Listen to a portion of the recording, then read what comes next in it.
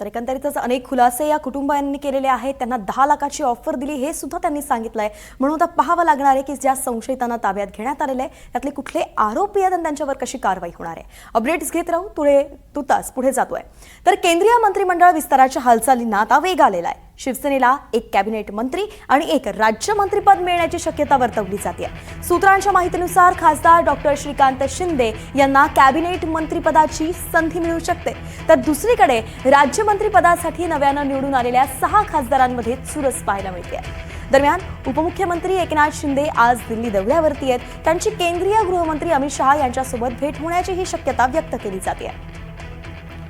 विशाल पाटील आपले प्रतिनिधी आपल्यासोबत जोडले गेले आहेत। विशाल, 2 मंत्रिपद आहेत। आता एकासाठी श्रीकांत शिंदे आहेत तर दुसरीकडे चुरस आहे। कुणाचं नाव आघाडीवरती पाहायला मिळतंय?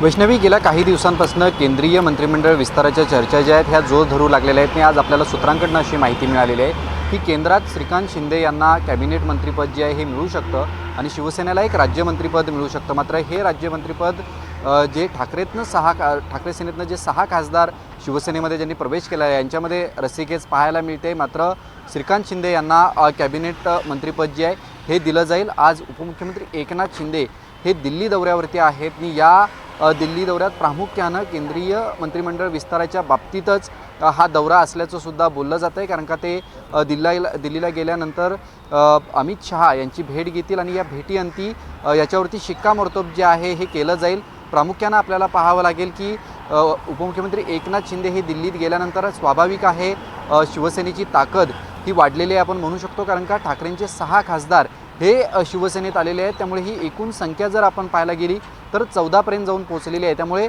अधिकचं मंत्रिपद पदरात पाडून घेण्याचा प्रयत्न जो आहे हा उपमुख्यमंत्री एकनाथ शिंदे यांच्याकडनं केला जाऊ शकतो। तशा पद्धतीनं ही आग्रही मागणी ही अमित शहा यांच्याकडे ते ठेवू शकतात आणि हे सगळे कांगावे सुद्धा जे आहेत हे अमित शहांना ते सांगू शकतात की 6 खासदार आलेले आहेत त्यांच्याही इच्छा आहेत। कारण का तशा पद्धतीच्या ज्यावेळेला प्रवेश झाला होता या 6 खासदारांचा त्यावेळेला मंत्रिपदाच्या बाबतीत सुद्धा त्यांना आश्वासनं दिली गेल्याची सुद्धा चर्चा आहे।